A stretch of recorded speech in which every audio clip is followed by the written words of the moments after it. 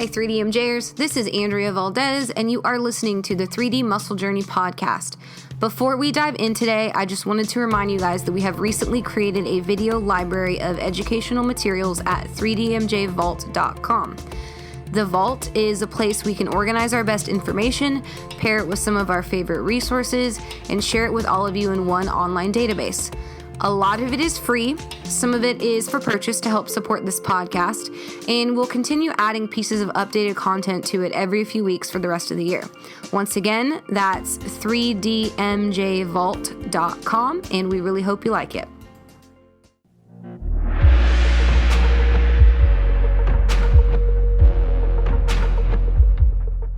After publishing this podcast for over a year, this is the third time ever that we've had a guest on the show. In this episode, I'm joined by my fellow coach, Eric Helms, as he interviews Steve Taylor, the 3DMJ staff dietitian. Steve started out as one of our athletes, coached by Brad Loomis. Then he became our student intern in 2015 and landed as one of our biggest team assets in 2016, has been with us ever since. Some of you may have learned quite a bit from Steve already with his numerous guest articles on the 3DMJ website, which feature valuable and practical lessons from his education and experience as a registered dietitian. Throughout this conversation, we dive into how he embarked on that career and how he leverages that expertise to his benefit when working with his own clients. We also learn a lot about what it actually means to be an RD, how he operates within our team 3DMJ structure, and a lot of insight as to why you might consider becoming or working with a registered dietitian as an athlete, coach, or personal trainer. So here we go. This is The Role of a Registered Dietitian with Steve Taylor and Eric Helms. So I'm pretty excited today. We have one of our few rare podcasts where we have a guest who's not just one of the five of us, listening to ourselves talk.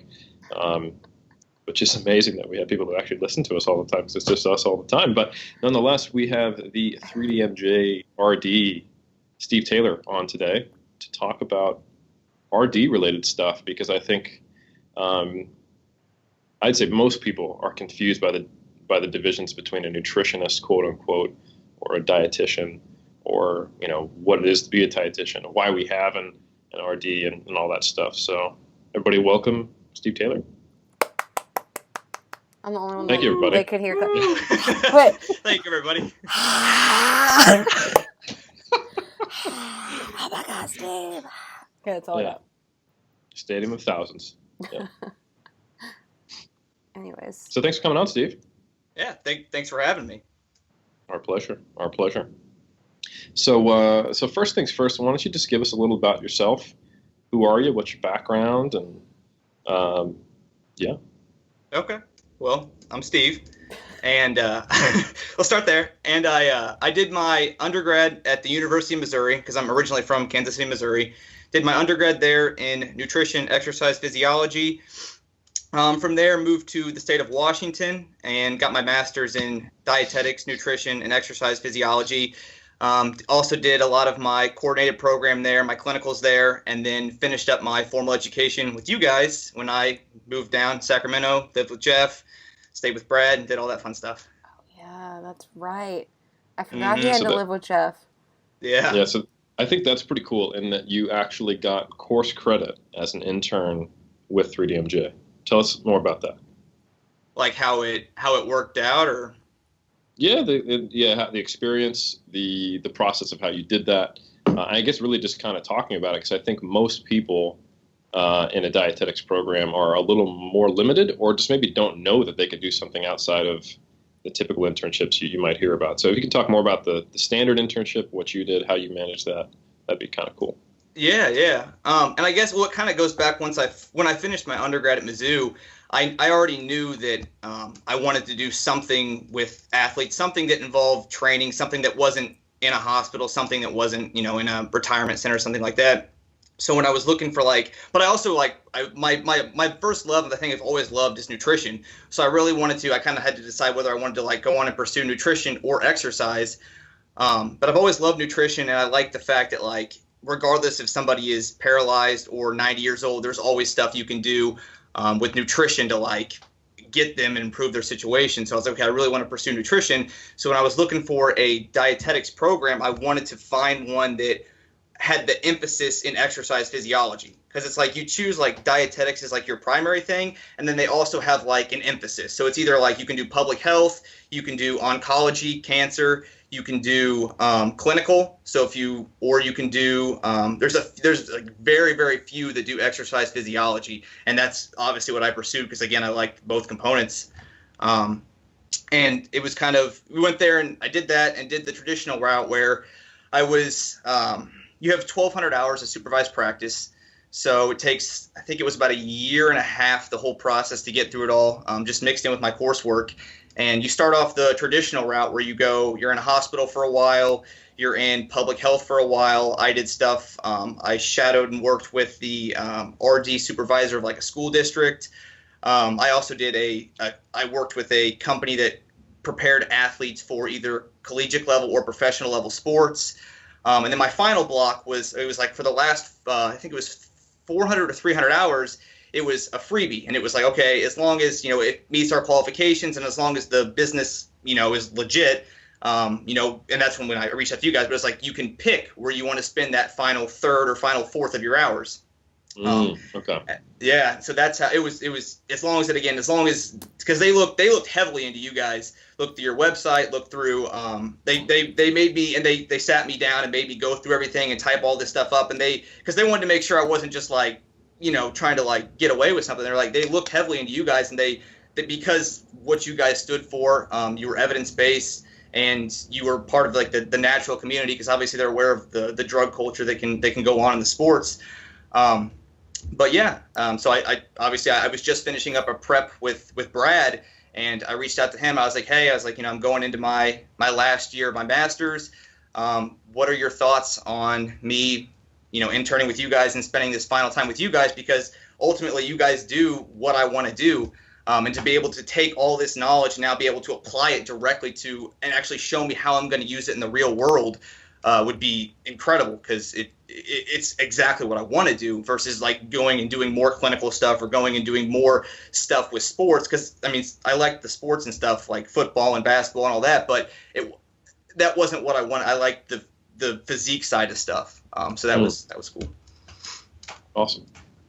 So I guess I might have gotten a little ahead of myself in my question asking, because I'm so self-involved with 3DMJ. But can you give a more broad picture of what it is an RD does and what kind of the typical path?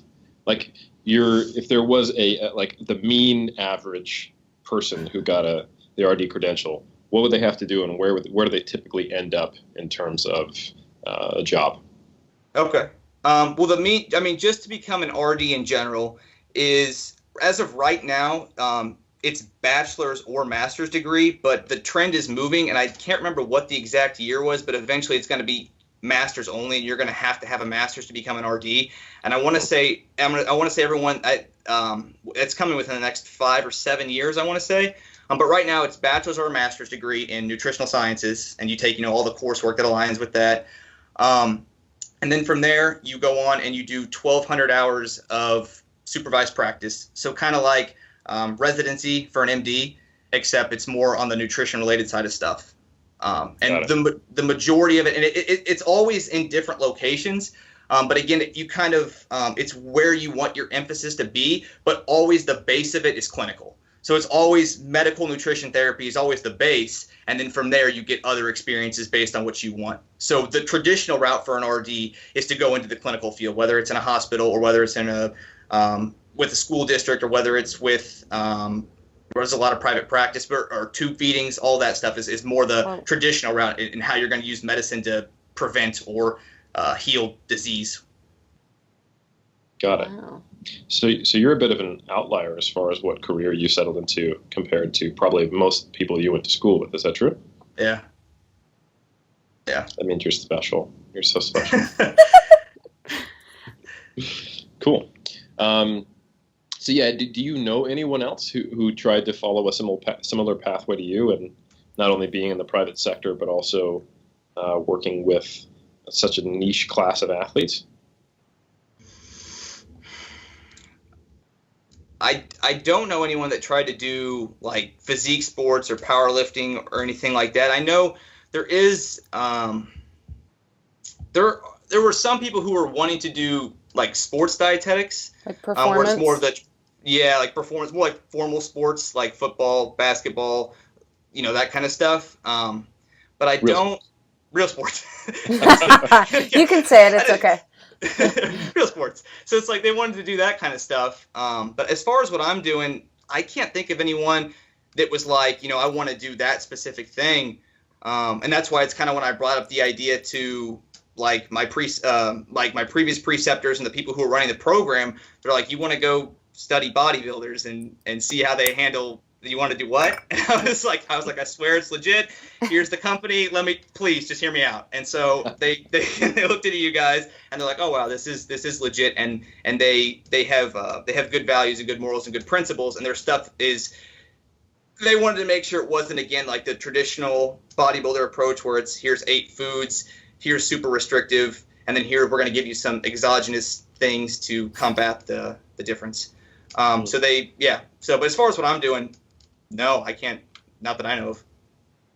So there was some initial, maybe not pushback, but just initial, I guess, confusion on the part of your advisors academically. But they did you get any people who were advising you against this type of internship and thought you should do something more traditional, or was once they figured out what you were doing and who you were, they were more supportive? Once I got to my career choices, I had a little bit of that. But as far as the internship, no, because it's But once I got to the career choices, yeah. But as far as coming down with you and living and doing all that with you guys. So what kind of pushback did you get when it came down to actually choosing your career?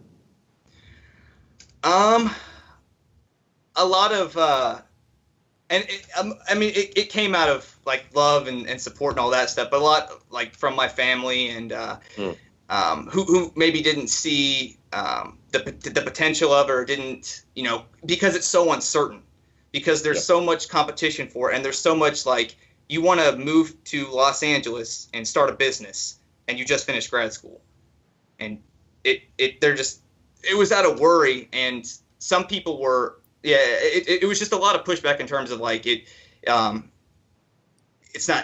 so uncertain. I think it's just out of concern for me. They just don't want to see me end up on the street. But yeah, and in terms of I don't know what to say, but well, I think we can both relate to that. I mean that very much sounds like Andrea's story in many ways. Yeah.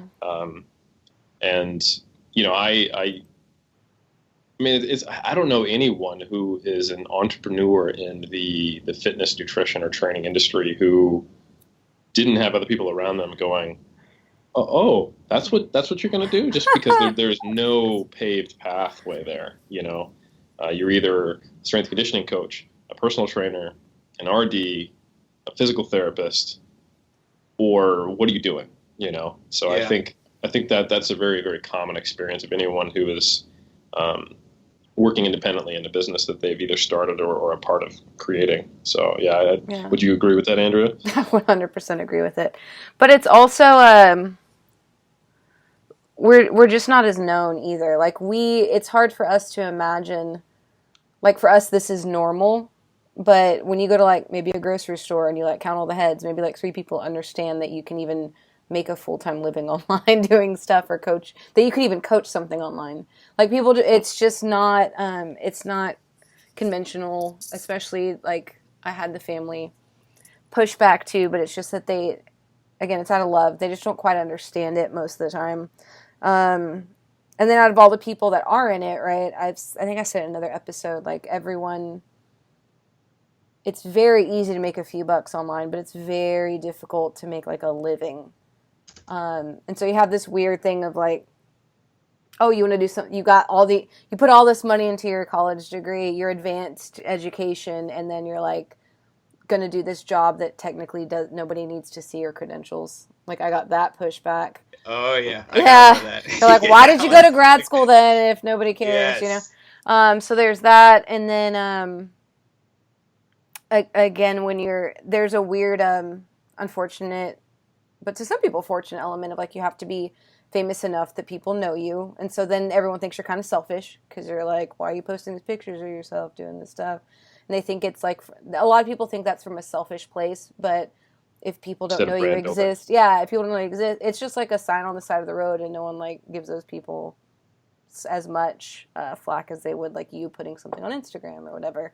They think it's very self-centered when you're like, I just want to help people do this thing. So, in short, yeah. And there's, and like you said, and I think it's important to note that it's not because they like hate you or want to see you fail. It's just they either don't understand it and want you to be secure.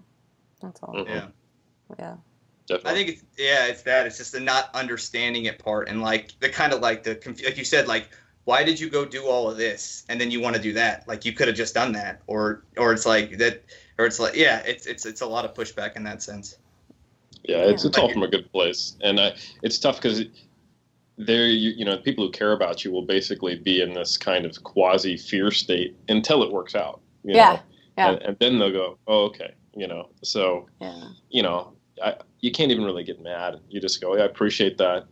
I'm also scared of this not working out. Thank you, but I'm the one who's changing, couch surfing at the moment. But when this works out, it will work out. So, but I think you have to be not to sound elitist, but you have to have a certain kind of mentality to play the long game like that, and being willing to move into a very uncomfortable, non-secure position immediately. But honestly, I hope that people saw, like, during the financial collapse in like 2007 and 8, that we're all kind of insecure. Like now, being a business owner myself, and not that we have like employees or anything like that, but just knowing that when you go to work for another place, that's not actually as secure as you might think it is. Like businesses collapse all the time. People get made redundant.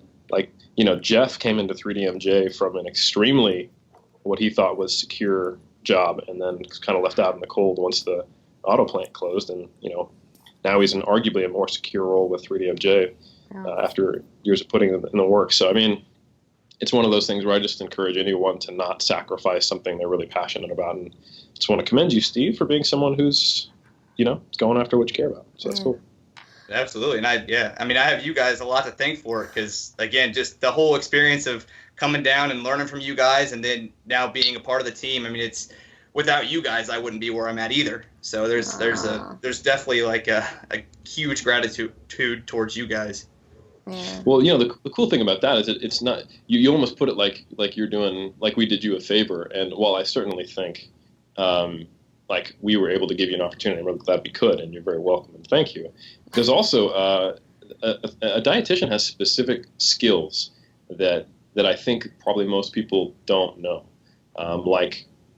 I'm sure there are some people listening to this podcast like, oh, what does Eric Helms need a dietitian for? Isn't he like the nutrition guru guy? But having taken sports nutrition courses and studying a very specific area of, that I did in my master's, I think there's a lot of shit I don't know about. I couldn't tell you how to improve someone's digestive health. I don't know what to do in clinical situations. Maybe if you could spend some time speaking to the difference between saying, like, what's a general degree in nutrition, what's the difference between that and a accredited dietetics program that also includes an internship? What kind of skill set do you get that is different from someone who's just studying nutrition as a dietitian? You mean as far as like the actual like credentials of nutritionist versus dietitian, or just like what other skills besides nutrition come across? Basically, what training do you have as a RD that someone who is just studying nutrition in a through a course might not have? What separates someone with an RD and someone with just a degree in nutrition?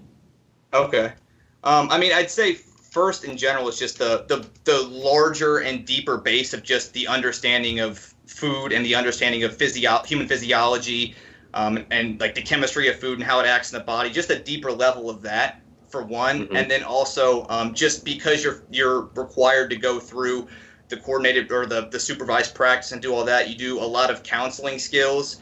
So you learn how, and that's one of the things I noticed, like once I started and opened my practice and started doing my stuff, is I realized like how big psychology and behavior change and emotion and all that is wrapped around into this when you get to the general population, and even in physique sports, but it's like especially the general population.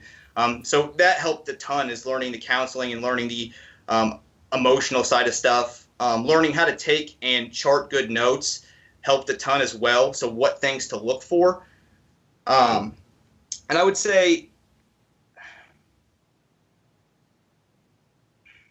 really just the different experiences, like seeing, like, because there's like carryover. Like I would spend like a certain amount of time in like a renal center. So you see how people who have kidney failure or are getting ready to go through like surgery, how they're handling that, and then you'll spend time with like oncology, with cancer, and then you'll spend time with, again, the clinical aspect. So it's like if somebody, again, has a certain type of cancer, or somebody has a certain type of digestive issue, you see how they handle that in the most extreme sense. And then when you pull back and you can see, just from like somebody who's relatively healthy like us, you can see how you can fix these small issues by taking a similar approach, just not nearly as drastic. So I'd say just equipping me with all these tools to where I can, and that's why I like doing your guys' stuff, because it's like I almost feel like a detective, because I'll see what's going on, and then I'll have these tools. Like if somebody's getting a lot of GI issues, or a lot of, or if somebody's lactose intolerant, or has whatever, I have tools that I can use through nutrition to help them through that and kind of correct the issue, versus just because I think with any nutrition course, I think you learn about vitamins, you learn about minerals. I mean, you learn about, obviously you learn about macronutrients, but I mean, that's kind of common stuff, which whether you do nutrition or dietetics, you're going to get that. I mean, that's nutrition. But I think it's the actual application and becoming a practitioner, and being able to work with other people with those skills is probably the biggest thing, versus just having the knowledge in my head compared to getting it out of my head and using it in a real world situation is probably the biggest thing. Yeah, it sounds like that internship, the internships, I should say, that you've had to do to get those clinical hours makes a big difference as far as the experiences you have and the skill set you develop. That's pretty cool. I mean, I think probably just to take a step back, like what is the technical scope of practice of an RD that is protected? You know, because I know that's a legal protected term. So what is it that an RD can do? Like when is it someone who's just considers themselves a quote unquote nutrition coach stepping into a scope of practice that they probably shouldn't be if they are not an RD? I mean, I don't know the exact definition. I guess but it's clinical nutrition therapy, right? So, yeah. Anytime anyone has some type of illness or disease, so if somebody has diabetes, or if somebody has kidney problems, or if somebody has, whatever, kind of not having the training and not having the experience dealing with that, and then working with somebody who has that can be very dangerous. Because if somebody has kidney problems and you put them on a high protein diet, now you're just further exacerbating the problem, and you could cause somebody long-term harm. Or if somebody has even like a real strong emotional or psychological relationship with food, if you're not trained in that area and you try to step in, you might make it worse. Yeah, and then of course, like we know the whole debate on meal plans and all that stuff. Being a dietitian gives you the official legal ability to write meal plans, and compared to if you're just a nutritionist, that's technically out of your lane. And I think in the future that'll start to get more and more enforced as all this starts to come up. I mean, it makes sense, because I mean, like there are drug and food interactions, and just writing someone a meal plan and not having awareness of that, and not having an awareness of their clinical conditions, that could really get you into hot water as just someone who thinks that I can write meal plans because I'm a trainer, which is super common among personal trainers. But I just think people don't realize what they're actually risking, which is important, So you can, would diagnose be the right word that we can't do? Like we can recommend and nudge, but you can actually say like you should not be eating this, or you should be supplementing this, or things like that? Yeah, I can like prescribe specific supplement recommendations and things like that. I mean, if it's an actual, I can't prescribe like a disease, like, hey, you have type. No. But in terms of food, And in nutritional intake, you can do that, right? Legally. Or you can't? Yeah. Okay. Yeah. So you can't diagnose disease, but you can prescribe medical nutrition therapy for someone. It's like technically any trainer who recommends a supplement is stepping outside of their scope of practice. No, they can recommend, right? They just no. We can give supplement education. We can provide nutritional education. So we can say these are the this macronutrient spread in this calorie level, and this number of servings of fruit and vegetable per those number of calories is we would recommend this as your needs based on your goals. And these supplements, here's what they do. Here's how they might benefit you. It's your choice if you'd like to use them. But Steve could actually go in there and say, hey, you need to take vitamin D3. Do it. Like we technically can't do that. Yeah. And go ahead. Well, I was gonna say, even that goes back to like some of the food stuff. Like it's so weird. Like random things like grapefruits. Like there's like certain, I'm sure you've heard of it, Eric, and like maybe you, Andrea, as well. It's like there's just like random enzymes in grapefruits that if you're taking certain medications, you can like it like significantly increases their potency, and you can again cause problems. So you would never think like you might just be a normal trainer and be like, oh, like I love grapefruits. My client will probably love grapefruits. They've got a lot of fiber and vitamins, so I'm going to prescribe them grapefruits, not knowing they take X medication, and now boom, now something happens. So it's just weird random stuff. Effective, yeah. Well, like with my thyroid medication, I'm not supposed to eat for like an hour after I wake up, or like at least 30 minutes. An hour would be better.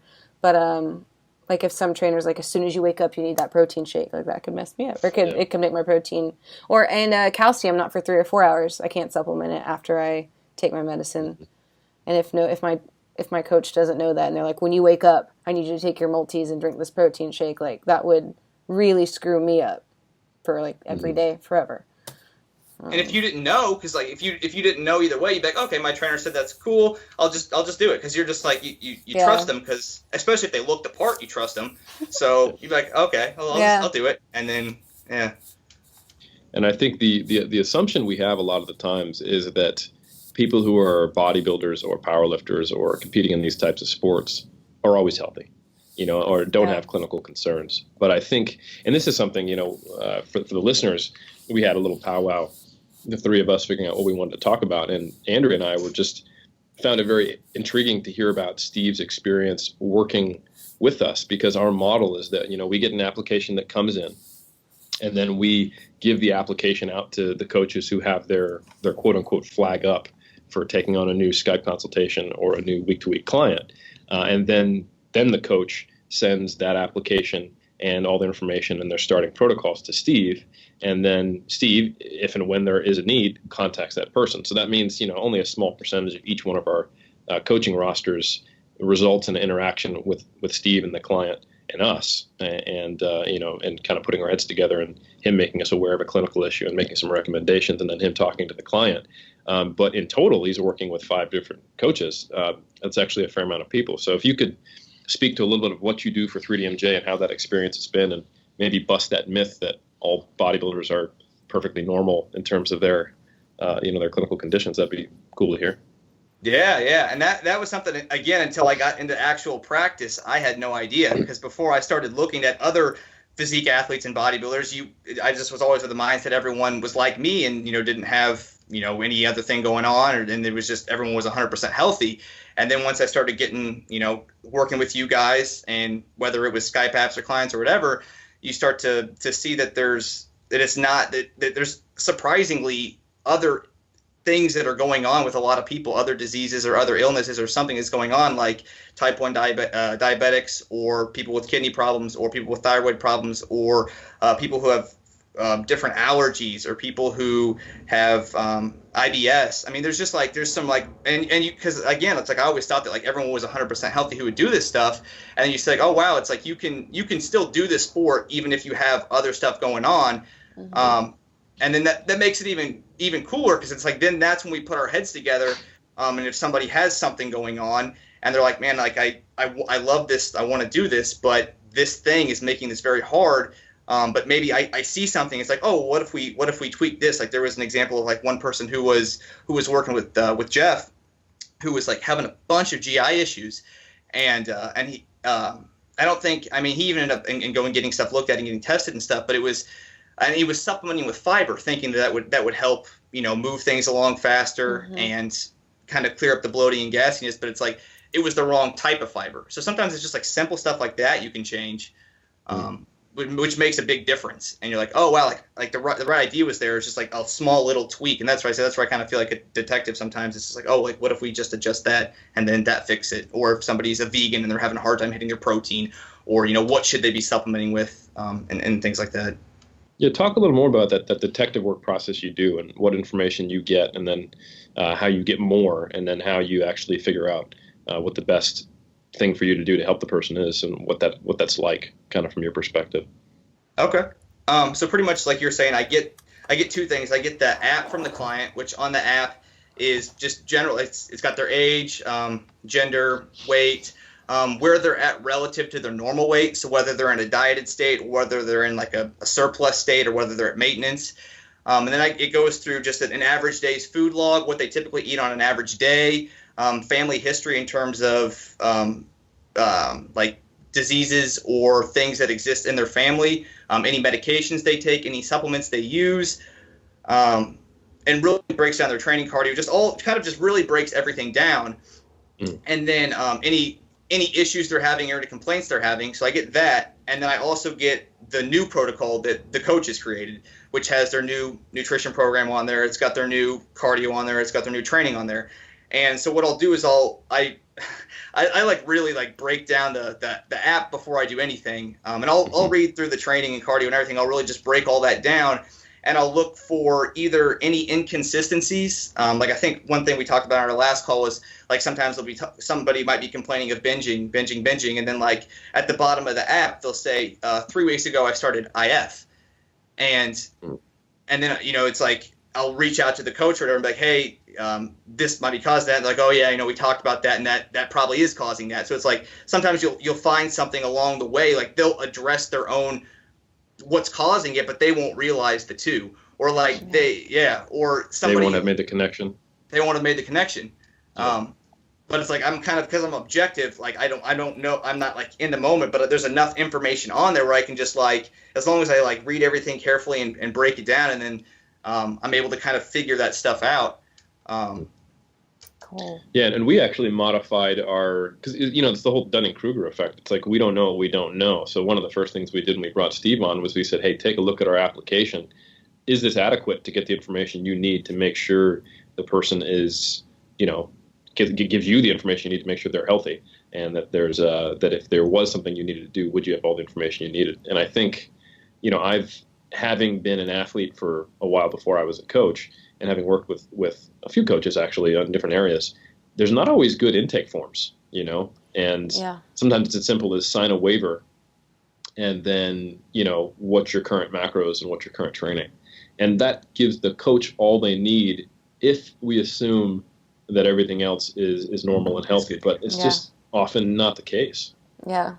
Yeah. Yeah, we added quite a bit. I want to say. Yeah. Steve asked for a lot more than we were already doing, and we thought it was not just thought. I know we were more thorough than most coaching teams that I have a lot of friends that are coaches, and we were thorough to begin with, and then Steve added even more. So I think that's why I like it so much, though, is because I really, with every person, even though I don't physically see them, it's just like I feel like I have an adequate picture of what's going on, because I'm getting an overview of pretty much of everything I could think of that I would need, and probably a bit more. And so it's like all there, and I feel like I have a good idea of everything. I think that's why I enjoy it so much. It's not just like I just have a small piece, like, is everything okay? Here's the macros. What do you think, Steve? Like, I don't think that would be as enjoyable as like, wow, here is all this stuff, and here's an issue we're having. What do you see, or whatever? Right. I like that. Mm-hmm, mm-hmm. Cool. So one question I have for you is, let's say there is someone listening to this podcast, and maybe they're in the midst of their bachelor's, and they're thinking about maybe, I know at this stage it's probably going to become a master's degree requirement, but there may be someone who's in their bachelor's and they're thinking, do I want to, because I know you can either go the RD route or just get the bachelor's in nutrition, not do the the internship. And the RD credential, I think, if you're a solo operator and, 3DMJ has the luxury of being able to basically hire Steve and have him be RD, but it probably makes sense if you're practicing in the United States, in certain states, especially long term, to have someone on staff, or maybe to pursue an RD credential yourself if you're going through your education. What things would you suggest to someone to try to put themselves in a position like you are? Because I know a lot of people I've talked to who considered the RD and then decided not to go that route, or did the RD and aren't happy with the tools it didn't give them for where they wanted to go. How would you make sure that your education actually takes you as close to the path that you want to walk? Because I think you're a good example of someone who really took charge of your own education and got what you wanted out of an RD. And I've talked to other people who, let's just say nicely, they didn't get that experience. Yeah. Well, I would say, just first off, as a solo practitioner, as far as just getting the RD degree in general, it's opened a lot of opportunities for me compared to just having the nutrition degree. It's kind of like gave me the leg up. So for anyone who wants to kind of separate themselves, especially like in the fitness industry, because it's just growing exponentially, it's getting so big, it just kind of gives you. There's just there's not a lot of, there's only a couple other people who are RDs in this industry that I can think of. So it just kind of it separates you and gives you a bunch of opportunities that you wouldn't have if you just had a nutrition degree. Mm-hmm. And I'd say as far as making sure because I can totally see where if I wouldn't have taken charge and I had just done any random program and done no research, then yeah, I would be unhappy, because I might have learned a bunch of tools and skills, but they might be in something completely different than what I wanted to do.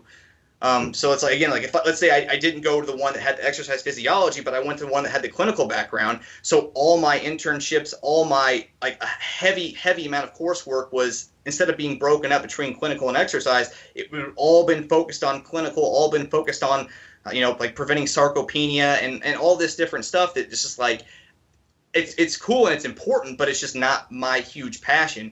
And so right. I would have gotten out of it, and now I have all these skills in an area that it's not really going to help me do what to some degree, but it's not going to give me the tools and skills I need to help physique athletes or to help bodybuilders and powerlifters. Because it's if you learn only about the general population, you don't have to worry about nearly as much stuff as a physique athlete. Physique athletes, you have to worry about maintaining muscle and performance. Where the general population, as long as they're not losing a massive amount of lean body mass, you're mostly just focused on trying to get the weight off and make sustainable lifestyle changes. But if you want to work with physique athletes, you've got to keep the muscle there. Because if you don't keep the muscle there, they're not a physique athlete. They're, so it's because I was I knew what I wanted from the beginning, kind of the same thing you did, Eric. It was just you knew what your end goal was. And so you just made sure that everything you did along the way would teach you stuff for that end goal. And so that's what I would say. Just make sure to research the program you're going to go into and make sure that it aligns with what you want to do when you get done. Because there's a lot of people, and there's people even that I know that are RDs and are not happy. Because so would you say that you tailored your degree? Yeah. Steve tailored.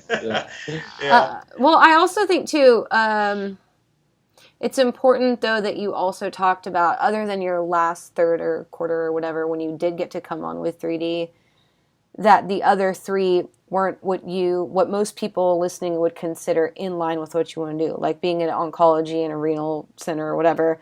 And I think a sense of people who hear, do what you're passionate about, hear don't learn about anything unless you know what I mean? Don't learn about anything else besides bodybuilders. And if someone tries to put you dealing with cancer patients, that's a waste of your time and that's a shitty degree.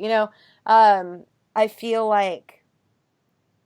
there's a lot of follow your passion, do your dream, don't settle, blah, blah. And I get that, but I just, for the listeners, especially people who buy into that so hard, it's don't forget that you can still learn from every experience.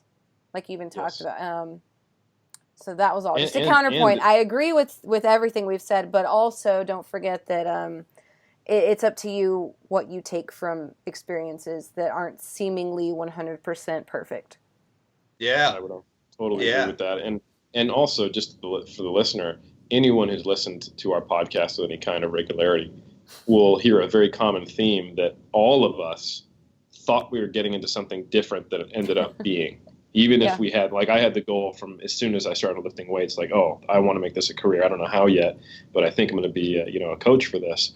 My expectations of being a bodybuilding coach and powerlifting coach were not complete at best compared to what it ended up being. So the skills, like if you'd asked Eric Helms in 2005 what skills I would have needed, and if that was all I focused on, I would be a shittier coach than I am today versus, like you said, Andrea, being open to unexpected learning opportunities that may help you be a better holistic kind of coach. So yeah, I totally agree. Yeah, another thing is that my ex-phys degree, Eric's nutritional master's, and Steve's RD, I think it's important to also note that not a single one of those will ever have a class in how to alter your physique. Right? When we say we had ex-phys and perform, like, y'all confirm with me, I got sports nutrition, which wasn't how to look jack nutrition. It was how to run a marathon and fuel a football player kind of stuff, right? Performance, yeah. Yeah. Yep. So there's still, in our industry, maybe a little more for a powerlifter, but like for a bodybuilding coach, just for every listener, I literally not in the whole entire world think that there is a accredited university type of program that tells you how to get jacked and shredded. Like that Doesn't exist. There's so much. Yeah, it doesn't exist. There's so much you have to do on your own if you want to be in this industry. So yeah, Steve, like all of us have done our thing in advanced education, but none of that was like how to do refeeds when you're a week out on stage. Like none of that happened. Like you have to do so much on your own, regardless. Yeah.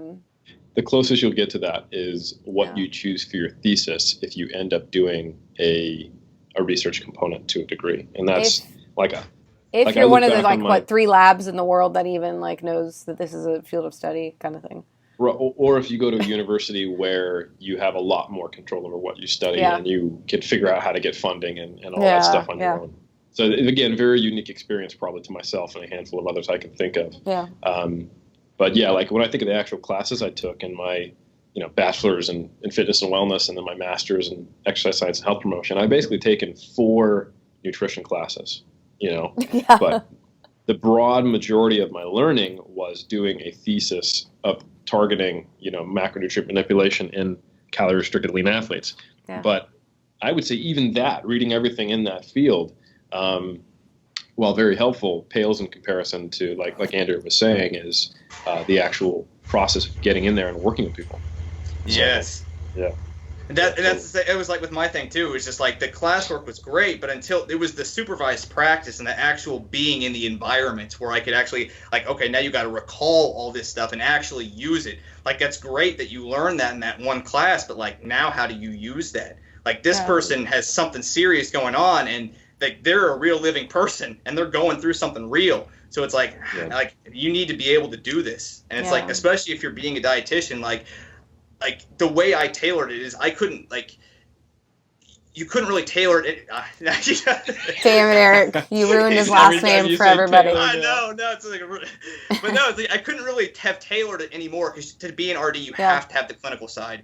Like you can't. It's medical nutrition therapy is the primary thing. So you can't, like Andrea, like you're saying, it's like. Yes, I've always believed in pursuing my passion and doing all that stuff, but the only way to be an RD was to go through the medical nutrition therapy and the clinicals and all that stuff because you can't be an RD without it. Like that is what a dietitian is trained in primarily. Is that, and if you want to be an RD, you have to go through that. Right. That's awesome. And this is actually a question I don't know the answer to. Many I've been kind of just getting you to share things with our audience, but can you diagnose an eating disorder? Can I diagnose one? Yeah. I would have to look into it. I don't think so. I don't know. I know typically it's like a dietitian working with someone in psychology, a psychologist. A mental health counselor. Or a mental health counselor. Typically it's the two working as a team because it's both involved. So as far as the actual diagnosing, I know there's a lot of dietitians who, and I have some clients as well who it's like we do a lot of psychology stuff where it's like if we fix X, then it's going to fix all these other things. So I do a lot of that. But as far as like me being able to say, you know, you have bulimia or you have clinical anorexia nervosa or you have whatever, I don't think I don't think I can actually I don't think I'm allowed to diagnose anything like that, diseases or mental health issues. I don't think I can do either of those. Right. Yeah.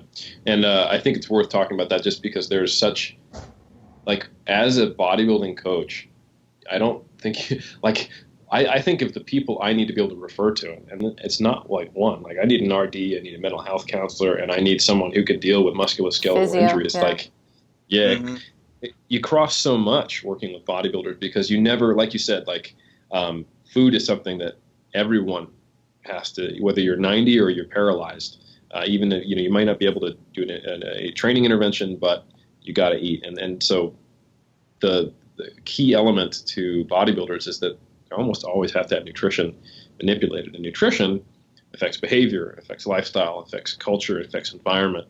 So, you know, that on top of training and the injuries you can get from it, you actually have to have a very broad knowledge base, but you can't be a specialist. I mean, I don't know any bodybuilding coaches who are, you know, an RD, a mental health counselor, and a physical therapist all at the same time. You can't, like, time-wise, you'd be like 50 before you... And you have no real experience then. Yeah, exactly. So you get your master's in physical therapy, your master's in clinical nutrition, and then you get your master's in psychology, and then at that point, the first master's you got is out of date. So yeah, and I was gonna say, and your master's. This is something that I was talking to Rizzo about. Was that, you know, how many kids just get for their... reference, Amanda Rizzo is a mental health counselor, just recently graduated with her master's and is now doing her hours. Congrats. Yes. So. Big up to Riz. She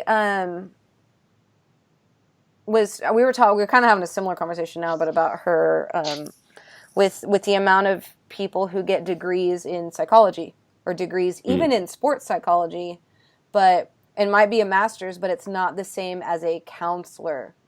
Like you were saying, like a nutrition degree versus a dietitian, just because you went to school for psychology doesn't make you able to conduct like therapy with an athlete or whatever. So, yeah, that's right. Yeah, and that you see the similar thing. Like, I kind of think of it like I would be comfortable calling myself a sports nutrition expert, you know, in my limited field. But I would never call myself a dietitian, A, because it's illegal, but B, because it would highly misrepresent the skills I have. Likewise, a buddy of mine, his name is Ricky, and he's just completed his master's degree with emphasis on sports psychology, and he did a bunch of research on visualization and using it in weightlifters. And he would probably be a great person to talk to if you had trouble keeping your shit together on the platform. But you wouldn't go to him and say, you know, I was molested as a child, you know, and I'm having a really tough time dealing with it. He'd go, visualize the bar staying close to your hips. I don't know, you know, like they're just very different skills. You know, thrusting the bar just can't happen because right, yeah. So just like me, you know, understanding, being able to give recommendations for fat, protein, carbohydrate, and nutrient timing is not the same as helping someone modify their lifestyle and all the things that come along with that. So I think it's just really important for, you know, all the trainers out there who basically think, maybe implicitly or explicitly think that, you know, if it fits your macros is a cure for eating disorders, and if I just, you know, modify calories in, calories out is the solution to fat loss, that perhaps you just don't necessarily know everything you think you know. And that's always a good position to be in, because you're going to cover your ass and you'll less likely to harm your clients. Yeah. No, and I like what you said too. It's like the cool thing is like, yeah, you can only specialize in so much, which means like you're required, if you like want to do your clients justice, to like build this team around you that can fill your gaps. That'd be like me like coming out with Steve's protein recommendations. Like, why would I do that when I have yours, which would be 100? It's like I would use yours and reference you. Like it's like building a team around you, or like you said, like finding a physical therapist or finding the people that can fill your gaps, because you can only know so much. And it's like you can dominate your lane, but there's other lanes that, like, if you want to be like have a well-rounded team, like you fill the gaps. Steve, you can fill my gaps anytime. Hey. I don't think so. He said, got denied, Helms. I'm sorry, I don't think so. You could definitely fill those gaps. I know you've got a strong skill set that could easily fill that gap. I know it. I don't know what to say, Eric. Good. Now that you made it weird, he can't accept your gap filling. No, I can't. Invitation. My humor is all based around making people around me uncomfortable, so I'm happy right now. He is. You could see it all over my face. Oh my God. That's what he's trying. Oh my God. I can't. Well, I'll see you guys later. This is a great podcast. All right, on that note. Yeah. Awesome. Did we mean that? Oh, okay. no. Okay. We were joking. Okay. Yeah. I was like, was I supposed Unless to press we did. stop? Yeah. I didn't know. Let me... So I got a question for you, Steve. Is obviously there's only so much clinical RD work that you can do through 3D Muscle Journey. Mm-hmm. Tell us more about your own coaching and what you do and who you are, where people can find you and all that stuff. Give us a little bit of Steve Taylor self-promotion. Okay. Well, pretty much shameless plugs. Shameless plugs. No shame. This is the no shame 10 minutes. Go for it. Well, pretty much what I do is I work with, it's the same, it's a private practice. So it's people who I work with two essentially different populations. I work with physique competitors, specifically like bikini or men's physique. Then I work with a lot of general population as well. So kind of both.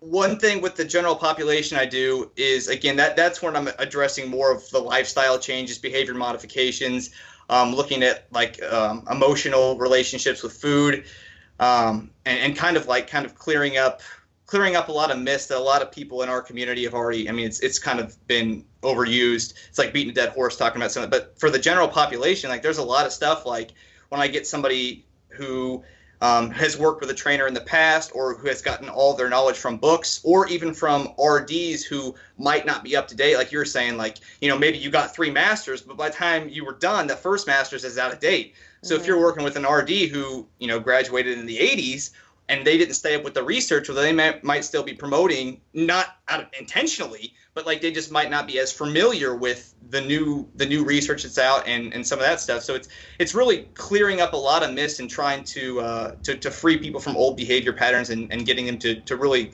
change their lifestyle modifications, stuff like that. So it's weekly coaching, and it's similar to you guys. It's just whether it's with a physique athlete or whether it's with the general population. Cool. And you're also a competitor yourself. Mm-hmm. Men's physique. Yep. How do you see or do you think your education modified your perspective as an athlete much? The way you look at food and the way you look at prep, or do you which one came first? Was your competitive desires drew you to education, or was your interest in nutrition drew you to competition? That's a good question. I started competing. Chicken or egg white? Yes, chicken or the egg white. Because I started. No I did. Yolks here. Saturated fats, bet. He means that. Quote him. Make it an Instagram cholesterol. Get him in lots of trouble. Yeah. Give me a square for that. Cholesterol will kill you. It was. I think it's like with anyone. It's you trying to improve your own situation, and then eventually like that leads you to pursue stuff. So it's like I started like it originally all started for modeling. Like I did my first modeling photo shoot in 2012, and then I got into physique competing to help gain experience on stage and like get my name out there more and just break some barriers that way and because it sounded fun. And that was my first show was in 2013. So I started competing and doing all that stuff. But at the same time I was studying nutrition. But I really think it was in the pursuit of bettering myself is what made me pursue more and more and more. And then as I got further and further and further, I was kind of like, oh, this is really cool. The fact that not only I can do this with me, but that I can do this with other people, and like other people can, like you can really do a lot with this. And that's what I was talking about. Anyone, regardless of their situation, whether they're again old or young or can't be physically active, they can. You can do stuff to help them and improve their life. And it's crazy how all this stuff, how nutrition, exercise, and changing the way somebody feels, it just improves everything about their self-esteem, their quality of life, all this different stuff. It was the pursuit of me trying to better myself is what led me to more education. And then once I got far enough down the road, it was kind of like, oh, wow, and now I want to turn this into a business and work with other people and not just do me. I want to like share this. Yeah. Very cool. So what's the future hold for you? What's the future hold? Yeah. Where do you see yourself in the future? What's the game plan? Are you done with your education? Is it mostly business focused now? Where do you want to take your business in the future? Are you going to keep the same sex? Or are you going to get a sex change? Tell us everything. So, okay, I'll lay it all out there. I was formal education. The only thing I could see myself doing, and I remember I had a conversation with you, Eric, a long time ago about potentially doing a PhD, maybe not. Yep. Just for the vision I have for my company and all that stuff, it doesn't really make sense. So formal education, the two things I could see me doing would be getting my CSCS, which is one thing I've been wanting to do, but I got so busy with like starting the business and doing all that stuff. I realized like how valuable real world practical experience is, and I needed to get away from books for a while. Because I was kind of like in a rabbit hole there for a while where I was just like consuming all this stuff and like reading all the books and listening to all the podcasts. And it was like, oh, wow, now that I've started this thing, I realized that like I need to know a lot of stuff that I wasn't studying, and I don't need to know nearly as much stuff as I thought I did that I was studying. So see it. Yeah. That really opened it up. So CSCS, and then as a dietitian, you can also get like these. It's not like a certificate, but it's another. Like a graduate diploma type of thing. It's like an additional emphasis where you can take more formal work. What again you can do? You can become like specialized in a diabetes educator, or specialized in oncology. There's one for sports dietetics. So I would like to do that one, even though I don't like necessarily work with formal sports. I think it's still cool to learn the performance aspect, and again, it would just further give me some more tools and things like that. So those would probably be the two things. Cool. But really, it's more business focused now. Cool. Because I love the one-on-one coaching aspect, but I really want to develop a place where I can provide information to a wide range of people. And I would love to do live. I like live stuff more than anything. So I would love to start doing like seminars and presentations that are like that's because I love like when you're with someone, like you get that connection, you can like feed off of their energy, and it's just like there we go again. You can tailor what you're saying to fit that specific what's going on, where if it's just a video or something, you're kind of just guessing or whatever. I don't know. I would love to get to the place where I'm providing this information that's kind of like tucked away in the fitness community out to the general population, and using the RD, using that general population, like public, because that's well known. It's like when somebody has they're an MD, it automatically gives them kind of credibility. So being able to use the RD credential as credibility to then spread this information that has like in our industry has really helped a lot of people. It's freed them from chasing grains of rice off the scale, or only eating these foods, or becoming hermits. Like it's freed a lot of people, including myself, from doing all that crazy stuff. But that's just in our niche. It's like there's still all these other people out there who are doing all this different stuff, and it's just like I would love to be able to get that information out there and do it in a way that's easily digestible and entertaining. But yeah, it's really I like the social aspect of it. So would that involve maybe a brick and mortar physical location, or more so just you going around putting on things, or maybe you haven't even thought that through?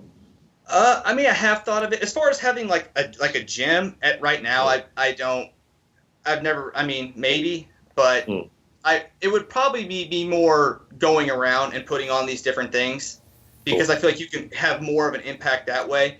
So maybe I've even thought of like starting local and like contacting the Y, or contacting just places around me right now in LA who have people who come in and speak, and starting that way, starting off small and just getting practice and working with a live audience and doing all that stuff, and then being able to grow that to where it's like, people come for a certain period of time, and I give them all of these tools they can use and teach them all these methods, and then they can go out and apply it and use it from there. Cool, man. Yeah. Yeah, that is cool. Sweet. Andrew, anything else you wanted to ask about? Not for this episode, no. That was really good. That covered a lot of ground. I would be, where do people find you on the interwebs? Yeah. I have an Instagram, just Steve Taylor RD, Facebook page, Steve Taylor RD, and then website? YouTube, Steve Taylor RD, website, Steve Taylor RD. I try to keep it simple. That's good. Good branding, because I kill myself every day for not doing that to start with. So, great work. Did you have different ones? Dude, I still have different ones. I hate it. This isn't about me, okay? This is not about me. You did a great job. She may or may not have 5 Instagram accounts. Yeah. I may or may not. That's actually a different story. But I know, I'm just messing with you. But Eric making people uncomfortable, winning the day. I'm here. It's his measurement of success. Yep, correct. Yeah. That was great, Steve. Anything for us? Yeah. Well, I was just say one last thing, just for anyone who is like considering being an RD or doing that stuff, it would kind of just be like to kind of recap all that. Yeah. I would say it would really improve your experience if you knew what you wanted your outcome to be at the end, because if you that's so, I know I already said that, but that's so critical to your experience, because like you were saying, Eric, there's a lot of people who go through this stuff and they're like, well, I feel like I just wasted that time, or I feel like I got all this information that isn't going to help me.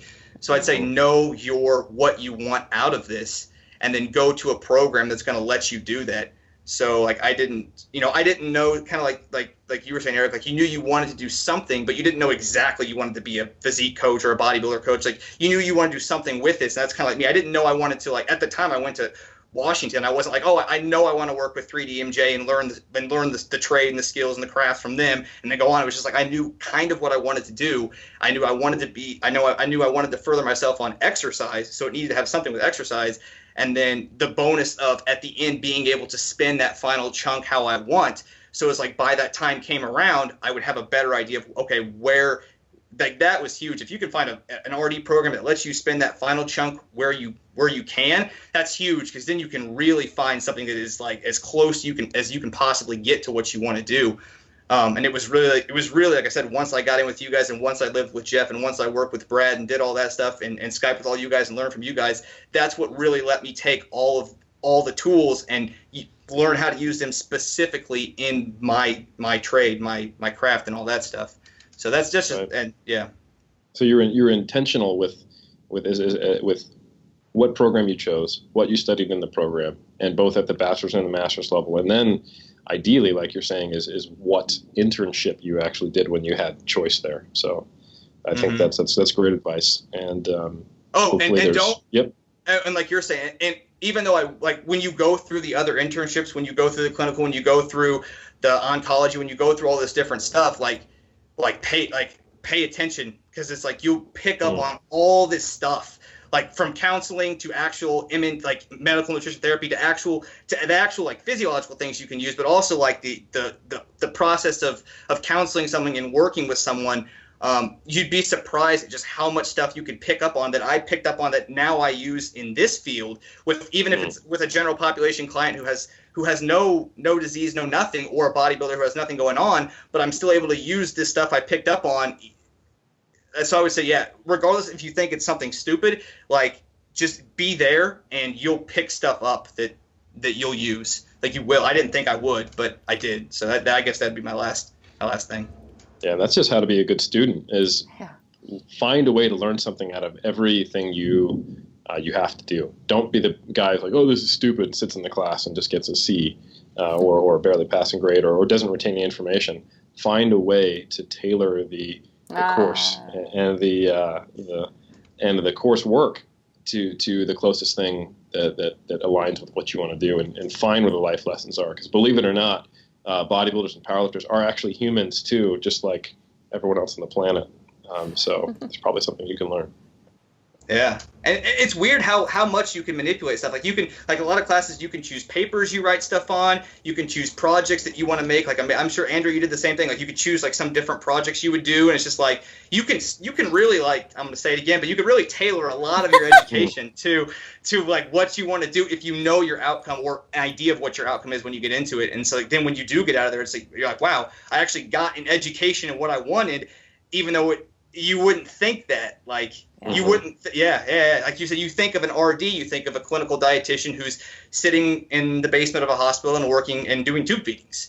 But if you know beforehand that that's not what you want to do, then you can tailor everything along the way to do that. I'm just going to change my last name, actually.